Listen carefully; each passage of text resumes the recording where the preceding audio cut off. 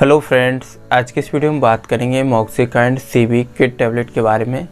इस टैबलेट के बारे में आज मैं आपको कंप्लीट जानकारी दूंगा, जैसे कि इसका कंपोजिशन क्या है, किस कंपनी का ये प्रोडक्ट है, कितना इसका प्राइस है, क्या क्या इसके यूज़ और बेनिफिट्स होते हैं, कैसे ये दवा काम करती है, कितनी खुराक पेशेंट को दी जा सकती है, क्या क्या इस दवा के साइड इफ़ेक्ट हो सकते हैं और आपको क्या क्या सावधानी ध्यान में रखनी है।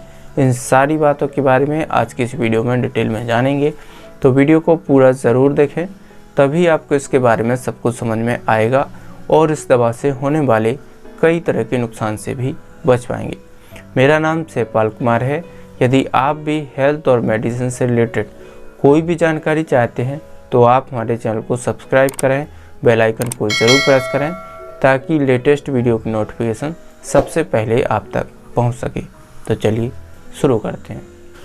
सबसे पहले हम बात करेंगे इस टैबलेट के कंपोजिशन के बारे में। तो इसमें अमोक्सिसिलिन 200 मिलीग्राम और क्लेवलानिक एसिड 28.5 मिलीग्राम की स्ट्रेंथ में प्रेजेंट है। कंपनी के बारे में बात की जाए तो मैनकाइंड फार्मा कंपनी का ये प्रोडक्ट है और प्राइस के बारे में बात की जाए तो 90 रुपये पर 10 टैबलेट इसका प्राइस है।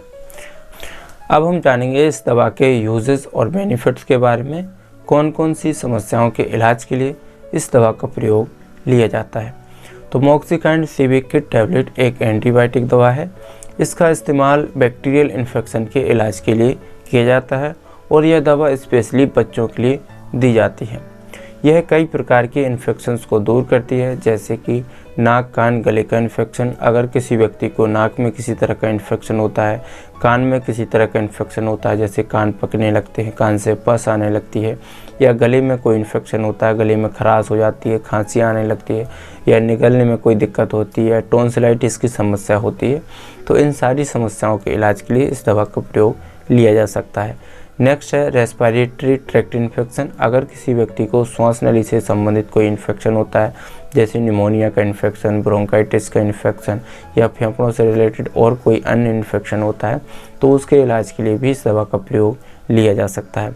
नेक्स्ट है जोड़ों का इन्फेक्शन, हड्डियों का infection, dental infection, soft tissues का इन्फेक्शन, स्किन इन्फेक्शन या टाइफाइड फीवर, गोनोरिया या किसी को चोट लगने के कारण घाव बन जाता है, उसमें हुआ इन्फेक्शन, तो इन सारे इन्फेक्शंस को ठीक करने के लिए इस दवा का प्रयोग लिया जा सकता है। लेकिन हो सकता है आपके डॉक्टर इन समस्याओं के अलावा भी अन्य समस्याओं को ठीक करने के लिए इस मेडिसिन को प्रेस्क्राइब कर सकते हैं।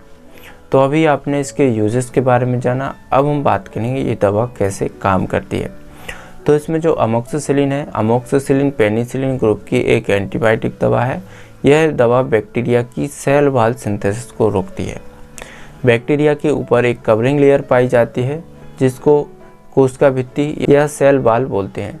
तो ये क्या काम करती है, इस कोशिका भित्ति को ब्रेक करती है, तोड़ती है, उसको बनने से रोकती है, जिसके कारण बैक्टीरिया नष्ट हो जाते हैं। और जो क्लेवलानिक एसिड है, क्लेवलानिक एसिड एक बीटा लैक्टमेज इनहिबिटर दवा होती है, जो कि बैक्टीरिया के अंदर पाए जाने वाले बीटा लैक्टमेज एंजाइम को ये ब्रेक करती है, उसको तोड़ती है, उसको बनने से रोकती है, जिसके कारण बैक्टीरिया ये नष्ट हो जाते हैं।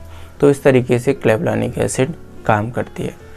तो अभी आपने जाना ये दवा कैसे काम करती है। अब हम बात करेंगे इसकी डोज के बारे में, इसकी खुराक के बारे में, कितनी खुराक पेशेंट को दी जाती है। हमेशा आपको अपने डॉक्टर की सलाह के बाद ही इस दवा का प्रयोग कराना चाहिए, क्योंकि प्रत्येक पेशेंट की मेडिकल कंडीशन अलग अलग होती हैं, उसके हिसाब से डोज भी अलग अलग दी जाती है। इसीलिए हमेशा आपको अपने डॉक्टर की सलाह के बाद ही इस दवा का प्रयोग कराना चाहिए।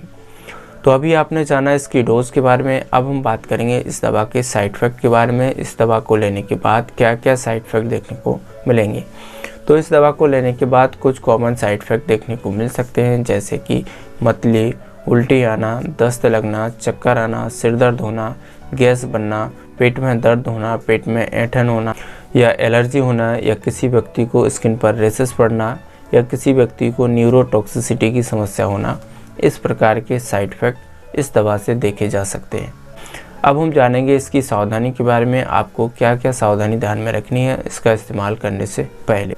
तो सबसे पहले अगर किसी व्यक्ति को इस दवा से एलर्जी होती है या पास्ट में कभी भी इस दवा से एलर्जी हुई है, तो अपने डॉक्टर को इसके बारे में ज़रूर बताएं। अगर किसी व्यक्ति को लीवर से जुड़ी या किडनी से जुड़ी कोई गंभीर बीमारी है तो ऐसे व्यक्तियों को भी इस दवा का प्रयोग डॉक्टर की सलाह के बाद ही करना चाहिए। तो इन सब बातों को आपको ध्यान में ज़रूर रखना है।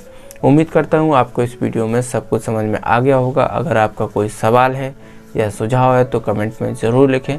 इसी तरह की हेल्थ और मेडिसिन से रिलेटेड जानकारी पाने के लिए हमारे चैनल को सब्सक्राइब ज़रूर करें। धन्यवाद।